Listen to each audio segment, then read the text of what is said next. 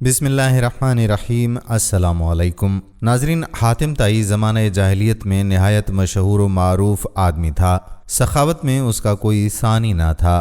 اس کی بیوی معاویہ بنت افزر اس کو ٹوکتی رہتی کہ اتنی سخاوت اچھی بات نہیں ہے، ذرا ہاتھ روک کر خرچ کیا کرو۔ اس کی ملامت کا حاتم طائی پر کوئی اثر نہیں ہوتا تھا۔ وہ اس کی جلی کٹی ضرور سنتا مگر مرضی اپنی کرتا تھا۔ اس کے پاس دور دور سے لوگ ملنے آتے، اس کی مہمان نوازی سے لطف اندوز ہوتے اور دعائیں دیتے رخصت ہو جاتے۔ معاویہ کا ایک چچا زاد بھائی تھا جس کا نام مالک تھا۔ وہ معاویہ کو پسند کرتا تھا۔ ایک دن اس نے معاویہ سے کہا کہ تم آخر حاتم کو سمجھاتی کیوں نہیں؟ دیکھتی نہیں کہ وہ کس طرح بغیر سوچے سمجھے مال لٹاتا ہے؟ اس کے پاس کتنا ہی قیمتی مال کیوں نہ ہو، جب تک اسے خرچ نہ کرے اسے چین نہیں آتا۔ اب تو اس کے پاس جائیداد ہے، اگر اسی طرح مال لٹاتا رہا تو ایک دن کنگال ہو جائے گا اور پھر تمہاری زندگی اجیرن ہو جائے گی، اور اگر اچانک یہ مر جائے تو پھر سوچو کہ تمہارا کیا بنے گا۔ تمہارے بچے بھوکے اور بے یارو مددگار ہو جائیں گے۔ معاویہ نے مالک کی بات کی تصدیق کی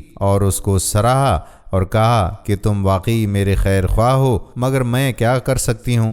مالک نے اسے ورغلایا کہ اگر تم حاتم سے طلاق لے لو تو میں تم سے شادی کر لوں گا۔ میں مالی طور پر حاتم سے زیادہ مستحکم ہوں، مالدار ہوں، صاحب جائیداد ہوں، میرے ساتھ تمہیں کوئی پریشانی نہیں ہوگی۔ یہ اسلام سے پہلے کا دور تھا۔ اس دور میں عورتوں کے اپنے خاوند سے طلاق طلب کرنے کا طریقہ یہ ہوا کرتا تھا کہ عورت بالوں کے بنے ہوئے خیمے میں بیٹھ جاتی۔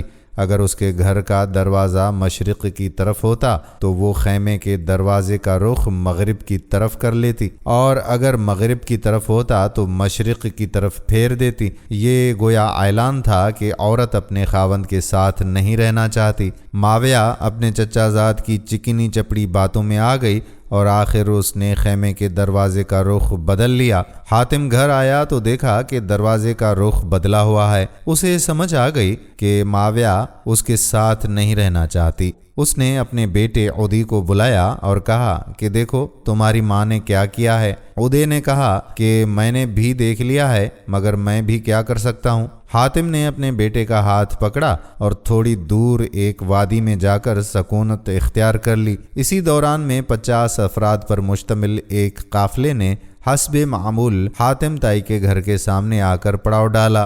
مہمانوں کا یہ قافلہ دیکھ کر معاویہ کے پاؤں تلے زمین نکل گئی۔ اس نے اپنی لونڈی کو بلوایا اور اس سے کہا کہ میرے چچا زاد بھائی مالک کو مہمانوں کا بتاؤ، اس سے کہو کہ ان کے لیے دودھ اور کھانے پینے کا سامان فوراً بھجوائے، آخر مہمان نوازی تو کرنی ہوگی۔ لونڈی سوچ رہی تھی کہ آج لوگ حاتم کا مقام جان لیں گے، یقیناً آج کی رات فیصلہ کن ہے۔ لونڈی مالک کے پاس گئی اور معاویہ کا پیغام دیا۔ پیغام سنتے ہی مالک نے اپنا سر پیٹنا شروع کر دیا، اپنی داڑھی نوچی اور کہنے لگا کہ جاؤ معاویہ کو میرا سلام کہو اور کہو کہ اس مہمان نوازی اور اسراف کی وجہ سے میں نے تمہیں حاتم سے طلاق کا مشورہ دیا تھا۔ اب مجھے اس مصیبت میں پھنسانا چاہتی ہو۔ میں باز آیا ایسی سخاوت اور مہمان نوازی سے۔ اب 50 آدمیوں کی مہمان نوازی میرے بس کی بات نہیں۔ لونڈی نے آ کر معاویہ کے سامنے مالک کے الفاظ دہرا دیے۔ معاویہ کو یہ جواب اچھا نہ لگا۔